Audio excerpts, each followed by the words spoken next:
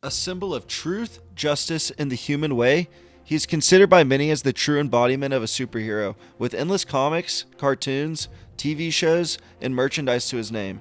But what I want to get to know is how has he been represented on the big screen.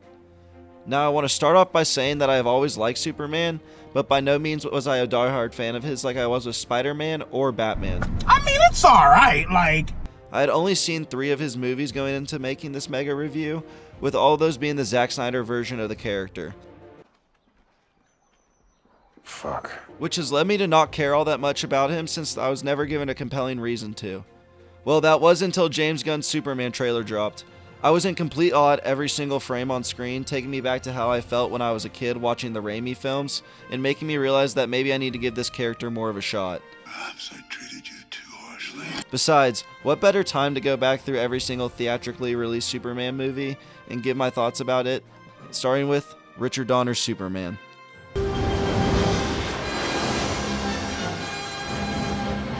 "1978's Superman laid the blueprint for all superhero movies to come.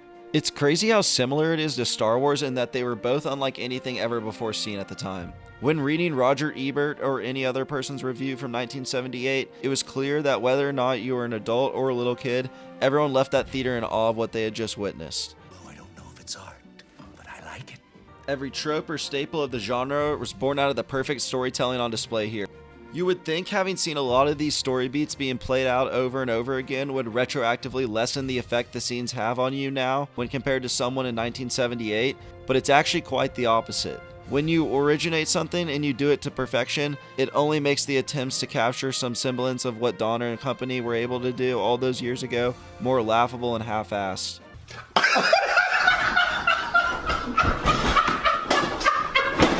And when you put yourself into the mind of someone watching for the first time in 1978, it becomes all the more impressive.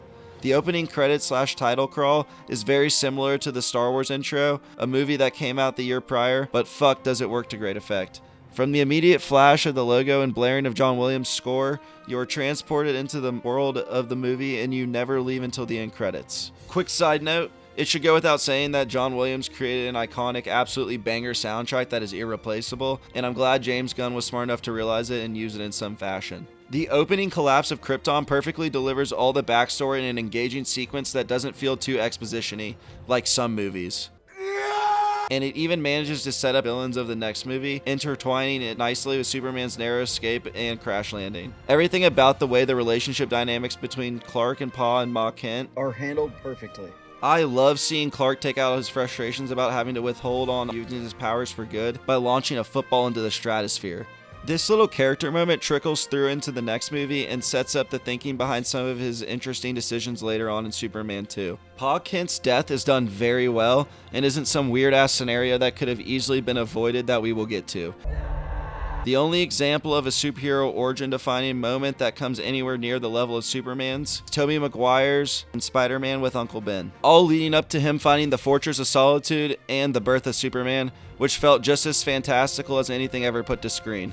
Once our origin story is intact, the movie really begins to pick up steam as we get multiple converging narratives to create the central plot, with Superman becoming Metropolis's hero through his heroic good deeds, Clark and Lois's relationship, and Lex Luthor's evil scheme. There's nothing better than seeing a superhero saving people and doing what's right, and Donner made sure that's the core of what makes Superman who he is. Superman and Lois have a very heartwarming dynamic that continuously brings a smile to my face. It's pretty funny how downright bad she is for him, but doesn't look twice at Clark, even though the disguise isn't much of one. But hey, it's at least better than the same exact dude. Did you know that I can see you? Another side note, the comedic levity is incorporated very nicely here. No joke feels forced or out of place and makes the movie have an endearing quality to it. Take the gentleman's cape. I don't think he wants me to, Mr. Luthor. While Lex's plan is a bit cartoonish, I love how unapologetically mustache-twirlingly evil and egotistical he is, and how it's always his own ambition and overconfidence that is his downfall. Well, that and hiring a bunch of hookers and morons around him. You are the dumbest, smart person I have ever met in my life. The third act has one of my favorite endings in any superhero movie, where everything goes wrong but Superman through sheer will is able to spin the planet in reverse and fix everything. It felt a lot like the Time Turner sequence in Harry Potter, with the story having a natural progression in the moment that suspends any disbelief and leaves you in awe of what's going on. On a more technical level, the reason why Superman holds up so incredibly well is because the visuals in Superman fucking slap. The crash cuts to close-ups of whatever the point of focus is gives the scenes added intensity, more weight to every word, and locks your attention on to what the story is fixated on. Countless other shots blew me away, with the iceberg landscape shots of Krypton and the Fortress of Solitude, the eye shot into outer space, or Baby Clark rising up in the spaceship amongst the ashes being my favorite. The only shot that I didn't think held up all that well visually and looked funny was how they trapped Zod in the spinning square of doom or whatever that was supposed to be. Excuse me. It could be the shot selection, the special effects, the costumes, or the set pieces. Everything you look at is a visual feast that makes you feel genuine hope. The fact that after over 50 years, every sequence in Superman holds up incredibly well and still has my favorite costume to date is remarkable. It was perfect. Perfect. Everything, down to the last minute details. Should go ahead and mention the obvious that Superman would not be anywhere near the icon he is without Christopher Reeve. He is up there with RDJ as Iron Man, J.K. Simmons as J. Jonah Jameson, and Heath Ledger as the Joker, as the best and forever definitive betrayal of a comic book character. Whether it's the distinct mannerisms he portrays Clark and Superman with, or his towering physique, lighthearted charm, or earnest smile, there is not a single way he could have portrayed Superman better. On top of how great of a guy he was outside of acting, please go watch the documentary on HBO Max that came out last year about him, Superman the Christopher Reeve Story. You won't regret it. There's no way you can't say he's not one of the GOATs. That's why he's the GOAT! The GOAT! Gene Hackman as Lex Luthor might be just as good of a casting as Reeves. You can tell Hackman relishes in the role and spares no chance at stealing every scene. His braggadocious, slick-talking, witty demeanor perfectly counteracts the more straight man of Reeve, similar to Cap and Tony. Margot Kidder brought an energy to Lois that reminds me of Marin from Raiders. She's hungry, determined, beyond all fuck, and makes you believe she is the world's best reporter. Brando, as Jor-El, chews up the screen despite reading off cue cards the whole time. I don't give a shit. I know I've said basically everything is perfect, and that's because there's very little that you can pick apart about Superman. As I've already stated a few times, this movie reminds me so much of the original Star Wars, it's even crazier how close these two came out. Not to say this is a direct ripoff or anything, because I don't think they stole, and I think both excelled at what they set out to accomplish. It just seems like they took some inspiration when watching now. Notice you've copied my bid? There are a couple of contrived and unnecessary setups, like Kid Lois being on the train and seeing him run by, alien technology looking like a heap of shit they pulled out of a couple of storage units they won at an auction, the flying logic going out the window when he's with Lois, and Lex giving away his master plan to Superman when he has the upper hand. A lot of this can be explained away by the budget and technology restraints of the time, though. Except for the weird fascination with the Statue of Liberty, which only gets worse. Nothing takes away from the movie, just a couple of small things holding it back from being a masterpiece. All of this to say that Richard Donner's Superman aged like a fine wine. A great success! It's one of the most influential movies ever made, and in spite of some of its shortcomings and clear inspiration from Star Wars, you can't watch Superman and think it's anything short of spectacular. It may not be the best or my favorite superhero film, but it's definitely the most important. Richard Donner's Superman gets a 9 out of 10. Now, on to the sequel, Superman 2. This was the one that I had the highest hopes for due to the natural progression from where we left off and the solid build-up to our antagonists, but I hadn't realized how much behind-the-scenes trouble this movie went through.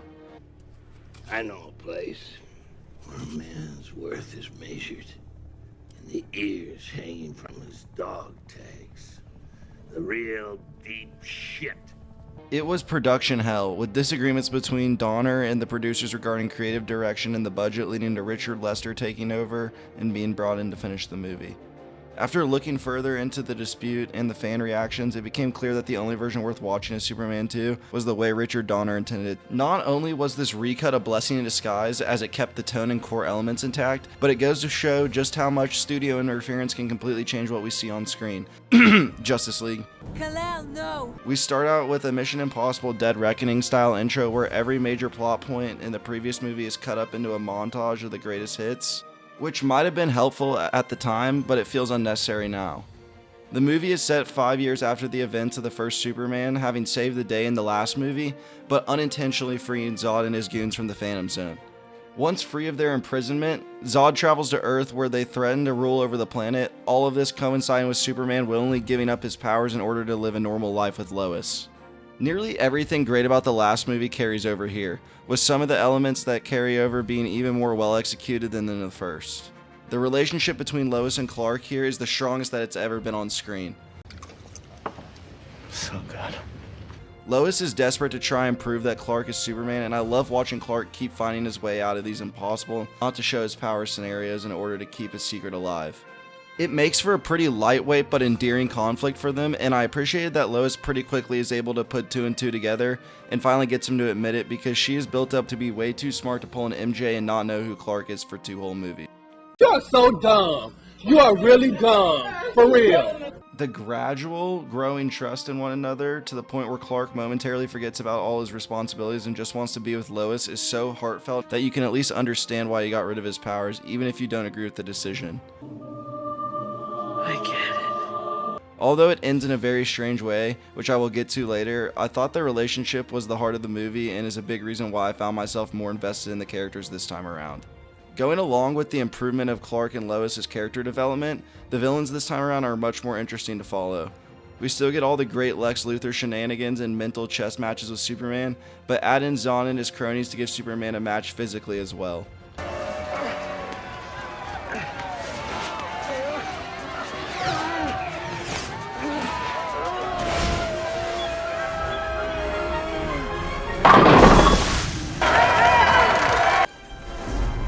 Superman can't just rely on his overwhelming power to combat the threat and must instead use his understanding of people and overcome his own fractured psyche.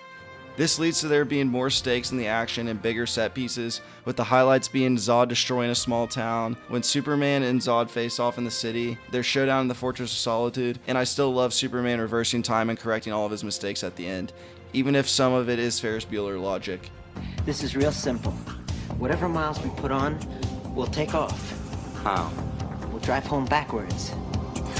Christopher Reeve remains the best part by far, bringing so much hope to Superman and lovable dorky energy to Clark that continuously reminds you there will never be a better Superman. Same goes for Gene Hackman and Margot Kidder, both continuing to steal every scene they are in. Terrence Stamp as General Zod was my favorite new addition to the group. He does a good job injecting a bit of insanity into his stoic presence, and I love how he just yells Zod after everything. I don't think it was intended, but it gets funnier each time. Come and kneel before Zod! Zod! The issues I have with Superman 2 come down to 2 major elements that I fucking hated. That being Clark going all Spider-Man 2 with his powers, and Lois forgetting who Superman is at the end. We were on the verge of greatness. We were this close. While I understood Clark's decision and there was no way of him knowing about Zod, it still comes off as extremely self-centered and out of character. What the fuck are you doing? While I get Spider-Man 2 ripped off the inner conflict of this film, it's done far better by circling around a flurry of events, and the threat isn't a world-ending one like we have here that would be unavoidable. Lois not knowing who Clark is by the end of the movie is the biggest slap in the face you could throw at someone. Much of the runtime is spent on their relationship becoming fully realized and transparent, but all of that excellent character work is muddled when Superman spends time back and forgets to mention to Lois the whole reason the plot of the movie happened in the first place. There should have been a scene at the end where he flat out tells her, because with how far they progress over the movie, it only feels right to end off on that note. One other minor complaint I had was the return of Lex Luthor's dumbass sidekick. He was fine for the first movie, but he was not funny or interesting enough to make a comeback, but at least they left his dumbass in prison. Superman 2 is an overall very good entry into the legacy of Superman, despite all the issues it faced behind the scenes. With a rich character arc for Superman, a deeper connection between our characters, more well-developed antagonists, another captivating third act, and of course that killer soundtrack, Superman 2 is the type of sequel you can only hope for. You did it. You crazy son of a bitch, you did it. It left me with a big fat smile on my face and wanting so much more Superman, which really nailed home the valuable lesson of being careful of what you wish for. Superman 2 gets an 8 out of 10. Now, time for Superman 3.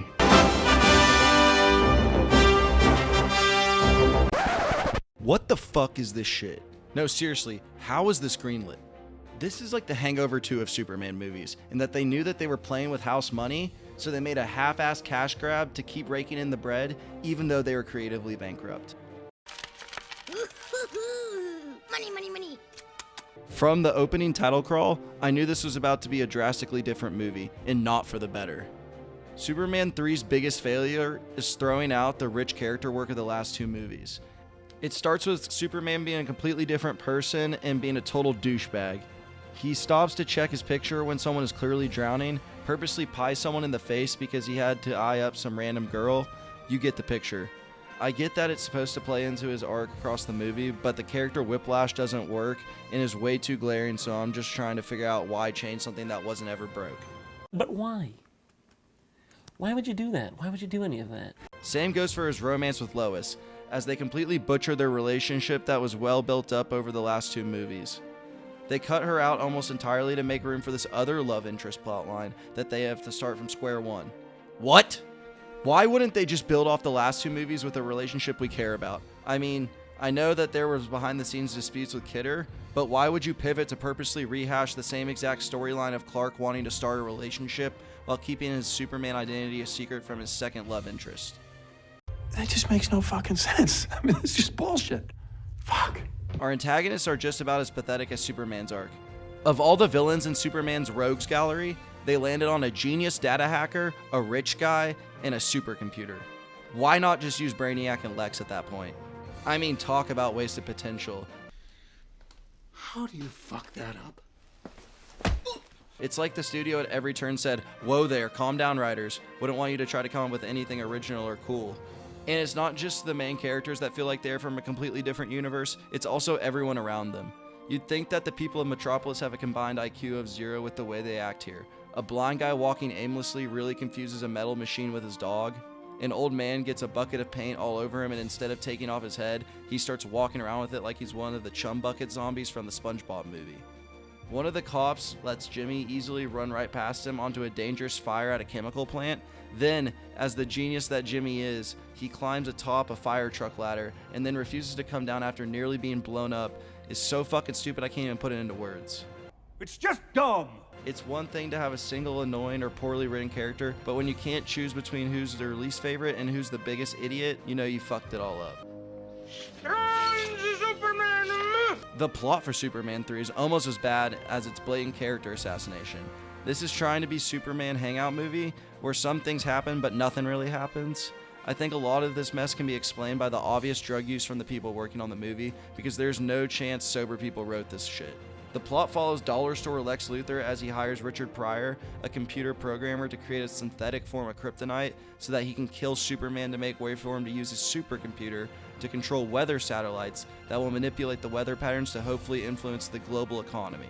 With all due respect, what the fuck are you talking about? But when Superman is exposed to this kind of kryptonite, instead of weakening him, it makes him go all Spider-Man 3 and act evil and emo. Damn, I'm starting to get the sense that Sam Raimi just watched these movies and said, now that, but Spider-Man. Oh yeah, and while all of this is happening, we're supposed to be setting up Clark's new romance with Lana Lang. Well, that is until evil Superman gets all active with that one girl on top of the Statue of Liberty. But seriously, what is the fascination with the Statue of Liberty in these movies? There's so much happening, and the story jumps all over the place between so many half-developed storylines that you can literally see the writers of this movie just acting like those coked-out fuckers in Superbad while writing this with the sheer amount of bullshit flying around. He's Jimmy's brother, the guy, the singer. He's the guy with the beautiful voice I was telling you about. Jimmy's brother. There's so much happening that they don't even have time for Ma Kent, so they kill her off screen. Yep, fucking off screen. Synthetic kryptonite might be the single dumbest thing I've ever heard of. Especially when the writers think that if Superman's around it for 3 seconds, it'll have complete control over his psyche, even though he is one of the strongest moral centers of anyone ever. Inconceivable. If the substance is that powerful that it can do that to Superman, you think it'd have some kind of effects on humans around them, just interacting with it? But no, they're out there handing it over to each other on 2 pieces of notebook paper like it's nothing. Yeah, all these motherfuckers were high off their asses when they wrote this shit. Hey, does this Coke smell funny? Oh, fuck! The whole Superman fighting himself scene is a cool idea metaphorically, but what the fuck is the execution? He can physically create multiples of himself because he's fighting his inner conflict? I don't know what's happening, but I need a drink. The whole supercomputer thrown in at the end with no setup and unlimited capabilities makes zero fucking sense. How can a computer restart itself without its power key, shoot lasers, and transform humans into Terminators? It's made more annoying by the fact that when Superman's fighting against it, his powers conveniently do and don't work given what the plot needs. He blocks one laser with ease like he's Yoda, but is almost killed by lasers right after. Superman is willing to advocate for Richard Pryor, a criminal, to be hired all because he glazed him once. So Superman really is just an egocentric douchebag in here. At this point in the movie, my brain had lost all function and I was just sitting there in defeat. Christopher Reeve is the only saving grace, as even in the worst of scenes with terrible effects, he manages to still make you believe and crack a smile from time to time. You're my boy, Blue! Richard Pryor's okay in here, but he didn't try much for the role considering he's just coked out the entire time. But I will say this kind of played perfectly into the hands of the movie, because I could somewhat believe that crackhead would survive skiing off a building. Overall, Superman 3 is the worst kind of sequel. A soulless cash grab that does nothing but push the characters backwards. I hope to never watch this piece of shit again. We had a good thing, you stupid son of a bitch. It was perfect. But no, you just had to blow it up. You and your pride and your ego. It seriously took time off my life that I will never get back. 3 out of 10. Fuck this movie. Surely it can't get any worse. Son of a bitch! Superman 4: The Quest to Suck is not only a terrible superhero film that somehow makes Superman 3 look like The Godfather, but it might actually be one of, if not the absolute worst movie I've ever seen made. Since this is the 80s, they go for the Rocky IV plot of Superman wanting to single-handedly end the Cold War by ridding the world of nuclear weapons. He does this by collecting every nuke on Earth into a giant net and discus throwing them into the sun like a dumb fuck. Meanwhile, Lex Luthor, with the help of his annoying-ass nephew, finds a way to harness the power of nuclear weapons into a sentient being by launching a nuke infused with Superman's DNA at the sun. That's not how it works. That's not how any of this works. How did he get Superman's DNA, you might ask? Well, from the conveniently unguarded museum display of his hair holding up a 1,000-pound weight that easily snips with some hedge clippers. See, now that's some bullshit. All this while we're introduced to the newest love triangle with Clark, Lois, and Lacey. At least they keep Lois around this time, but it's a recycled plot of Superman 2. Lacey is given more to do in the plot towards the end with Nuclear Man, but is equally as uninteresting as Lois. This is... What? This is boring. Speaking of Nuclear Man, this dude is the most unintentionally hilarious character I've seen in quite some time. His entire life purpose is to use his fingernails of doom to scratch Superman to make him sick. Then after he does that, he goes to kidnap Lacey because he thinks she's hot, setting up the third act revolving around the Statue of Liberty, of course, and taking Lacey into space where Superman finally defeats Nuclear Man's mighty scratches. I had so many questions about what was going on. I compiled a speed round of them to rattle off. Why are we getting an exposition dump of Superman's origin in the 4th movie in the franchise? Why is the Fortress of Solitude underwater and green now? Who the fuck is Superman talking to in there? Wait a minute! Who are you? Why does Lacey dress like Lil Pump and Kanye? Why did Superman let her go while flying next to a mountain, and how did she float through the air? How did Lois remember Clark was Superman when he made her forget? Superman can now kiss people into a standing coma that makes them forget whatever piece of information he desires? So why even tell her in the first place then? There's a black market of nukes? How does that work? How in the fuck would shooting a nuke at the sun create a living being made of nuclear energy? That doesn't make sense. If Lex has his own private frequency that only Superman can hear, then explain him being on the billboard. How would neither Lois or Lacey notice Clark missing when Superman is there, and vice versa?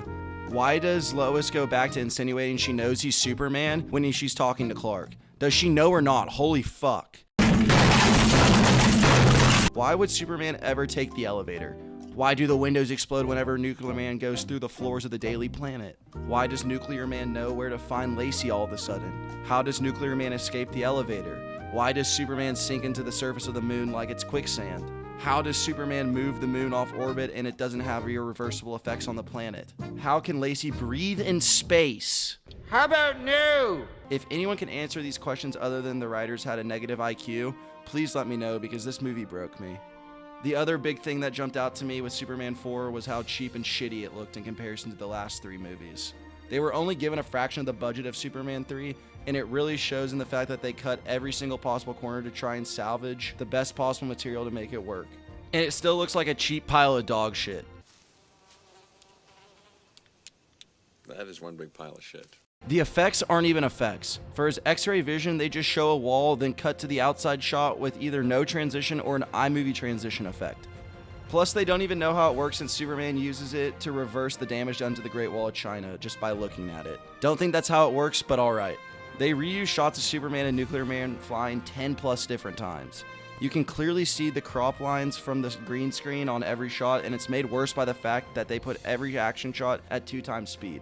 Luthor's escape cuts from being in a ditch to a car being on the side of a cliff, then cuts to a clear miniature flying through the air. I wouldn't be surprised if everyone working on the effects were brain dead and just used shitty test footage of the other movies to make this one work.